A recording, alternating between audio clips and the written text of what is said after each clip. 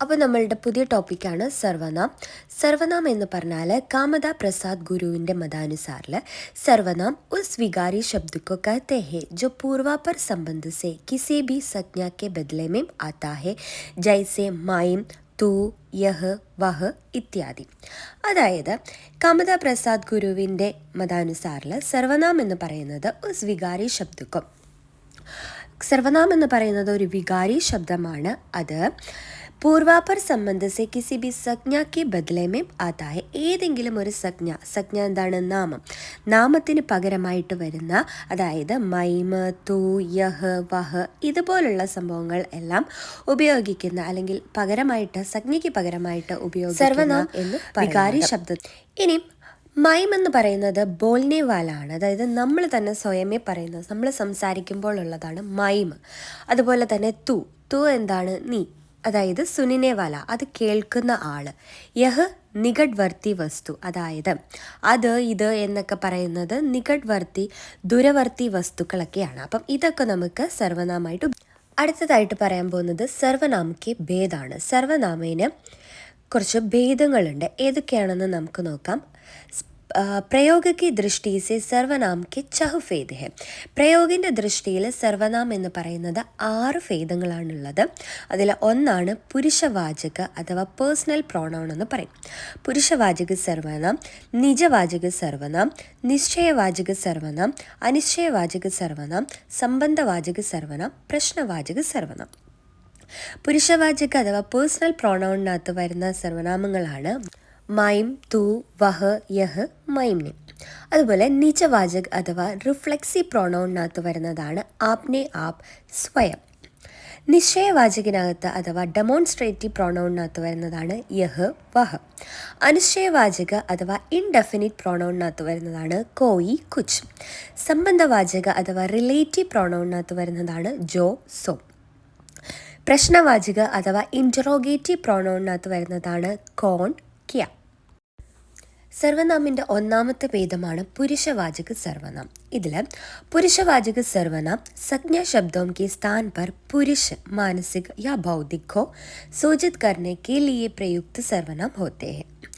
इनमें सबसे प्रमुख उदाहरण वह और वे होते हैं जिनका उपयोग पुरुष के स्थान पर किया जाता है.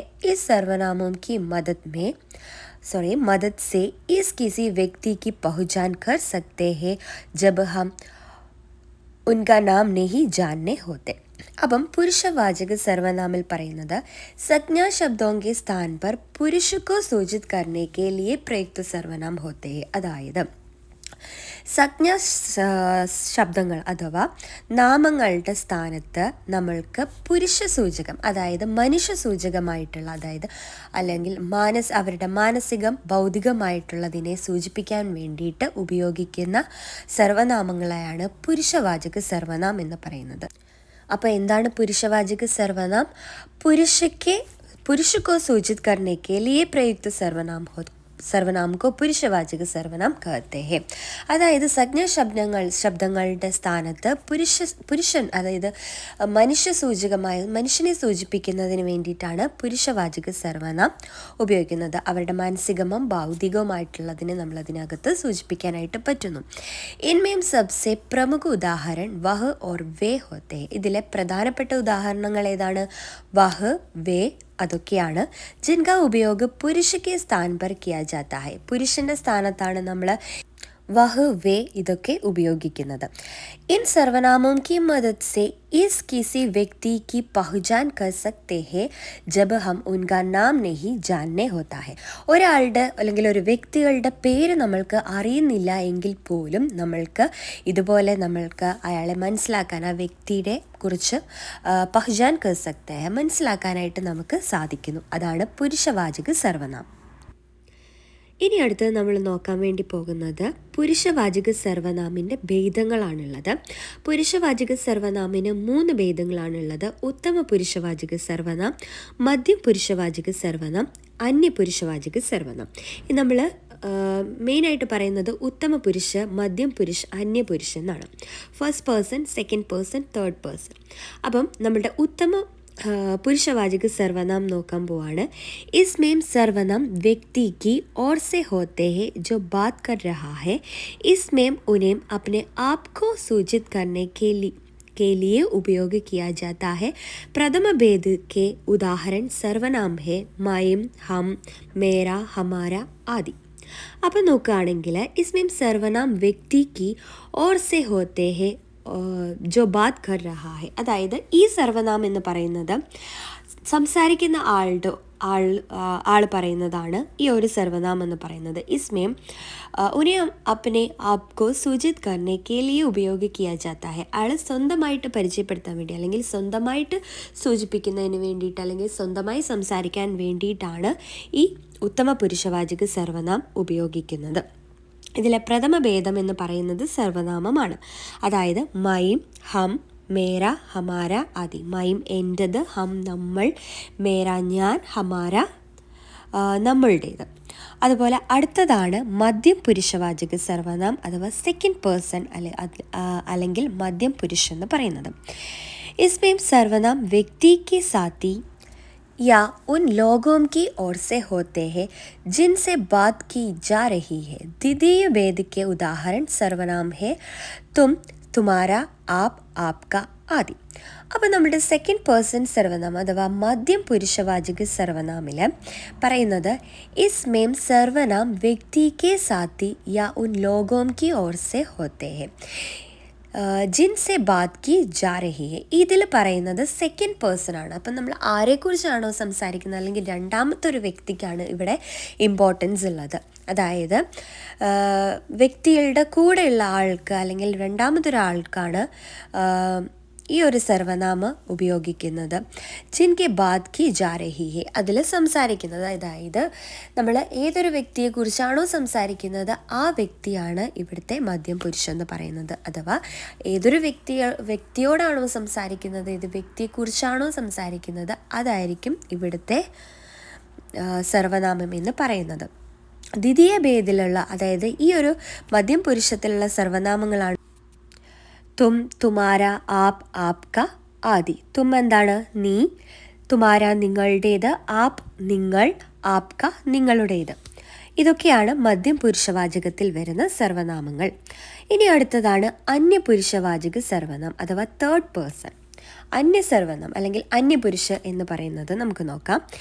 इसमें सर्वनाम व्यक्ति के बाहर किसी अन्य व्यक्ति या वस्तु की ओर से होते हैं जिनसे व्यक्ति या वस्तु का संदर्भ बनाया जा रहा है.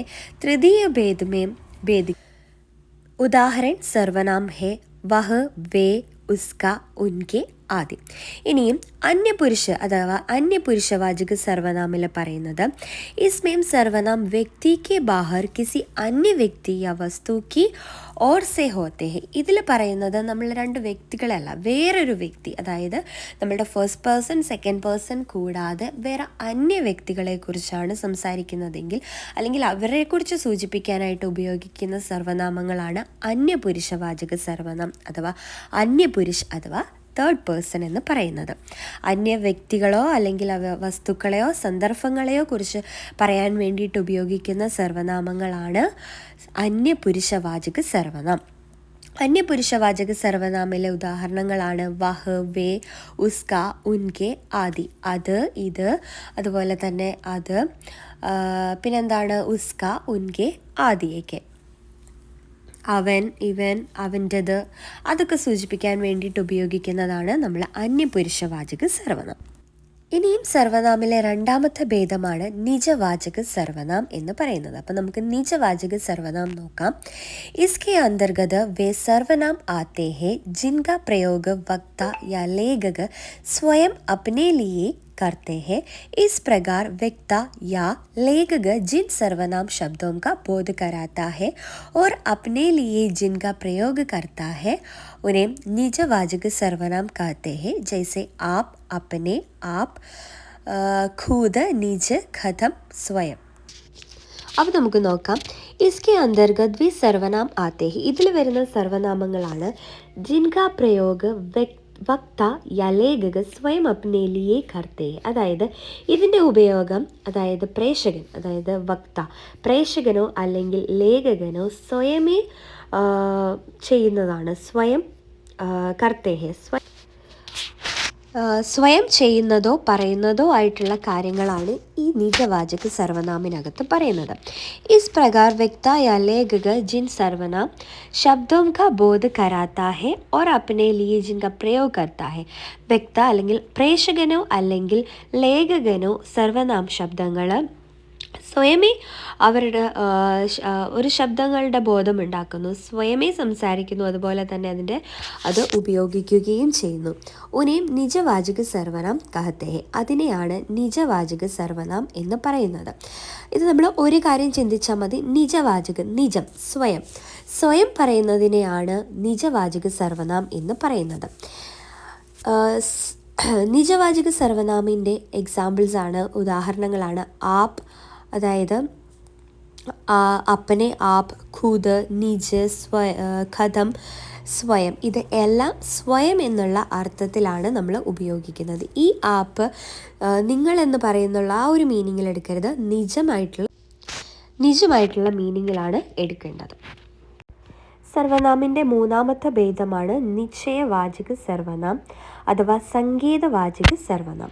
जिन सर्वनाम शब्दों से किसी निश्चित व्यक्ति अथवा वस्तु की और निकटवर्ती अथवा दूरवर्ती संकेत का बोध होता है उन्हें निश्चयवाचक सर्वनाम कहते हैं. निश्चयवाचक सर्वनाम के अंतर्गत यह, वह, इस, उस, ये, वे इत्यादि सर्वनाम शब्द आते हैं. അപ്പം നിശ്ചയവാചക സർവനാമിൽ പറയുന്നത് ഇതാണ്: ജിൻ സർവനാം ശബ്ദവും സേ കിസി നിശ്ചിത വ്യക്തി അഥവാ വസ്തു की और നികടവർത്തി അഥവാ ദൂരവർത്തി സംകേത് का बोध होता है. അതായത് ഈ സർവനാം എന്ന് പറയുന്നത് ഏതെങ്കിലും നിശ്ചിതമായിട്ടുള്ള ഒരു വ്യക്തിയെയോ അല്ലെങ്കിൽ വസ്തുവിനെ കുറിച്ച് സൂചിപ്പിക്കുന്നതിനോ അല്ലെങ്കിൽ അടുത്തുള്ളതോ ദൂരെയായിട്ടുള്ളതോ വ്യക്തികളെയോ അല്ലെങ്കിൽ വസ്തുക്കളെയോ കുറിച്ചുള്ള ഒരു ബോധം തരുന്നതിന് വേണ്ടി നമ്മൾ ഉപയോഗിക്കുന്നതാണ് നിശ്ചയവാചക സർവനാം എന്ന് പറയുന്നത്. ഇനിയും നിശ്ചയവാചക സർവനാം കെ അന്തർഗത യഹ്, വഹ്, ഇസ്, ഉസ്, യേ, വേ ഇത്യാദി സർവനാം ശബ്ദ ആത്തെ ഹെ. നിശ്ചയവാചക സർവനാമിനകത്ത് വരുന്നതാണ് യഹ്, വഹ്, ഇസ്, ഉസ്, യേ, വേ ഇതൊക്കെ. അപ്പം ഇതാണ് നിശ്ചയവാചക സർവനാം എന്ന് പറയുന്നത്. സർവനാമിൻ്റെ അടുത്തൊരു ഭേദമാണ് അനിശ്ചയവാചക സർവനാം. സർവനാമിൻ്റെ നാലാമത്തെ ഭേദമാണ് അനിശ്ചയവാചക സർവനാം. നമുക്ക് നോക്കാം. ऐसे शब्द जिनमें स्थान, व्यक्ति, वस्तु आदि के द्वारा निश्चितता का बोध न होता हो, अर्थात वह शब्द जो वस्तु या पदार्थ के निश्चित होने का बोध नहीं करवाता हो, वे शब्द अनिश्चयवाचक सर्वनाम कहलाता है. जैसे कुछ, किसी, कोई आदि. അപ്പം എന്താണ് അനിശ്ചയവാചക സർവനാം? നമ്മളുടെ പേരിൽ തന്നെ ഉണ്ട്. നിശ്ചയവും അനിശ്ചയം ഈസിയാണ്. നിശ്ചയവാചകം എന്താണ്? എന്തിനെക്കുറിച്ചുള്ള ഒരു നിശ്ചയമായിട്ടുള്ള ബോധം ഉണ്ടാക്കുക. അപ്പം അനിശ്ചയവാചകം നമുക്ക് അതിൽ തന്നെ ഉണ്ട്. അനിശ്ചയവാചകമാണ്. ഇതിനെക്കുറിച്ചും നമ്മൾക്ക് നിശ്ചിതമായിട്ടുള്ള ഒരു ബോധം തരുന്നില്ല. ഐസെ ശബ്ദ ജിൻകെ സ്ഥാൻ, വ്യക്തി, വസ്തു आदि के द्वारा निश्चितता का बोध न होता हो, अर्थात वह शब्द जो वस्तु या पदार्थ के निश्चित होने का बोध नहीं करवाता है. ഏതെങ്കിലും ഒരു വ്യക്തിയോ സ്ഥാനോ വസ്തുവിനെയൊക്കെ കുറിച്ചോ ഒരു നിശ്ചയമായിട്ടുള്ള ബോധവും തരാത്ത ശബ്ദങ്ങളെ അല്ലെങ്കിൽ തരാത്ത സർവനാമങ്ങളെ നമ്മൾ എന്താ പറയുക? അനിശ്ചയവാചക സർവനാം എന്നാണ് പറയുക. അപ്പം ഇതിലുള്ള ഉദാഹരണമാണ് കുച്ച്, കിസി, കോയി ആദി. കുച്ച് എന്താണ്? കുറച്ച്, അതുപോലെ തന്നെ ഏതെങ്കിലും, അതുപോലെ തന്നെ കോയി ആരെങ്കിലും എന്നൊക്കെ പറയുന്നത്. നമുക്ക് ഒന്നിനെക്കുറിച്ചും അല്ലെങ്കിൽ വ്യക്തിയോ വസ്തുവിനെ കുറിച്ചിട്ടോ അല്ലെങ്കിൽ സ്ഥാനെക്കുറിച്ചിട്ടോ ഒരു നിശ്ചയമായിട്ടുള്ള ബോധം നമ്മൾക്ക് തരുന്നില്ല.